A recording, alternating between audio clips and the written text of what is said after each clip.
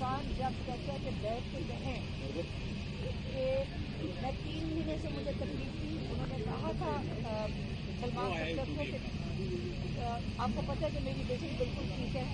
اور 3 مہینے سے مجھے یہ تھوڑا تھوڑا شروع ہوا، آنکھ میں تو مجھے ڈراپس دے رہے تھے، لیکن جس کی تکلیف اور ہمارا دل ٹوٹا ہے وہ یہ تھا کہ عمران خان نے کہا کہ 2 ہفتے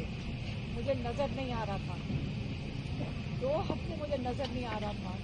اور میں سپرنٹینڈنٹ کو کہہ رہا تھا کہ مجھے نظر نہیں آ رہا، مجھے ہمیں یہ سمجھائیں کہ 2 ہفتے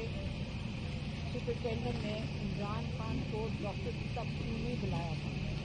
2 ہفتے وہاں 10-15 کیمرے لگے رہے، 50 کیمرے لگے رہے، کیا ان ساروں کو